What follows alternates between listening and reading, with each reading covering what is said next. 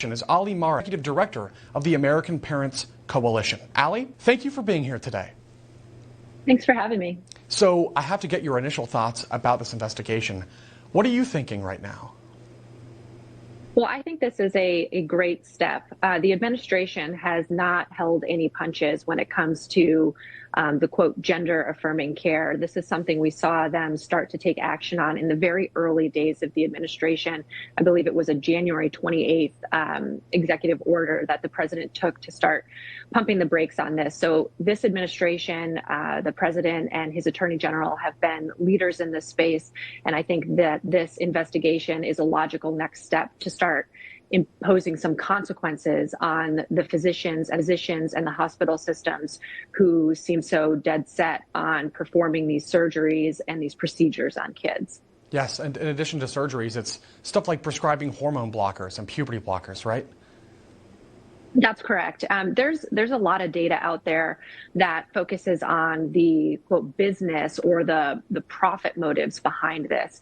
In the period of 2019 to 2023, there are more than 14,000 kids who have received some form of quote care as it relates to their gender, and that's taken the form of surgeries and also prescriptions. There were nearly 6,000 surgeries performed and more than 62,000 prescriptions written. Really? So I think it's really, So I think it's really important when we're having these broader conversations about whether or not this is care, that we also take a clear look at the profit motives behind it, because there are physicians, hospital systems, insurers, and drug manufacturers who stand to make quite a bit of money off of these procedures. Okay, so could you tell us a little bit about how much money they're making? Because 62,000 prescriptions is quite a lot. So I'm wondering, how much money are they really generating off of that?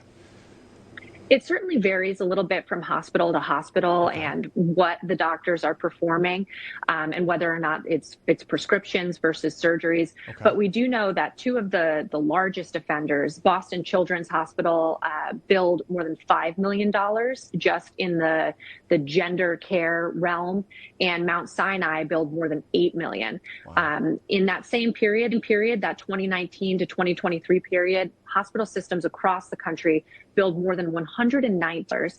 And I just want to attribute this to an organization that we've watched very closely, Do No Harm.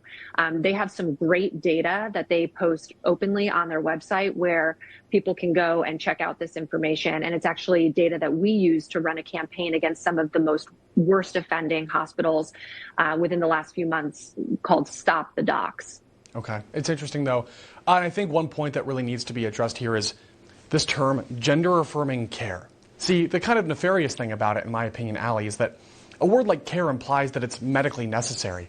But I don't think it's medically necessary to give young children puberty blockers. So I want to ask you about the origins of that term and really why you think it's there, because I think it's there for one clear reason: to disguise the truth about what's going on with these kids, some of whom may be legitimately struggling, but any way you slice it, it seems like a very deceptive, nefarious term that was created to disguise what's really going on and what the real problem is that kids are facing.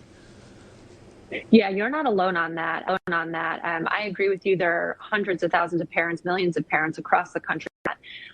What we're seeing is this quote care term is the easiest way for hospitals and physicians to push back against those like us who are raising alarm bells on this type of quote treatment.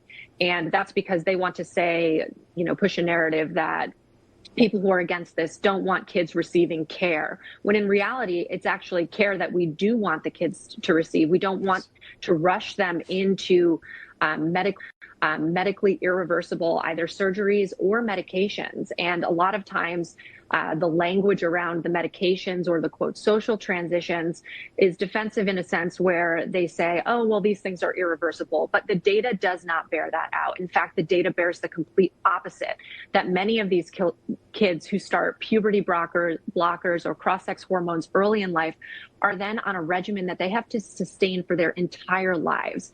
And again, I think that certainly pushes back to these profit motives that we're seeing at hospitals across the country. Some clinics are even referring to their gender clinics as a continuum of care or comfort care. And that's because they know that they're creating these patients for life. You bring a kid in at 8, 9, 10 years old, and you're setting them on a lifetime track of needing some sort of pharmaceutical intervention to think is going to make them happy at 8 years old. It's 8 years. It's unbelievable. I mean, you can't buy alcohol, you can't drive a car, you can't even vote in elections, but you can make a permanently life-altering decisions. And if it was up to certain Democrat lawmakers, you can do so without your parents' knowledge about any of it. I want to ask you about that and how any institution, even the AMA, could defend such a position in terms of policy, because that to me is just extremely disturbing and disheartening, and I think you're doing everybody a disservice with that. Completely agree. We certainly support that at our organization, American Parents Coalition, where we believe that no one should stand between a parent and their child. And we advocate for transparency laws across the country so that that information is not withheld.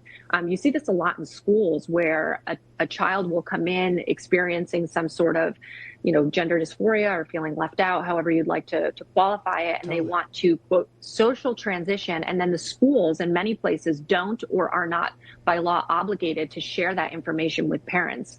And that is what actually furthers a child down this path and inhibits their ability to get the appropriate care, both from their family, their parents, and also from a physician who actually may have their best interest in heart and help them untangle some of those complex feelings that they're having in these vulnerable periods such as puberty. Yes, certainly. And that speaks to a truth here. There are kids out there that struggle, and I get it, and I empathize. But I think that the establishment comes in, they see cash in their eyes, they see the money opportunity, and so they exploit that, they lean into it, and maybe even they pressure these kids. And a lot of them do end up regretting it later, and they get shamed for it. They get shunned. They just get forgotten about, and that's really disturbing to me, too. So, Alleigh, in the final 30 seconds or so that we have with you today, if people want to learn more about your organization, where can they go? AmericanParentsCoalition.org. We have a lot of resources parents can access if they're navigating this in their own lives or have friends or family that may be. Okay. Well, thank you for your time today, and thank you for all of your hard work. Thank you.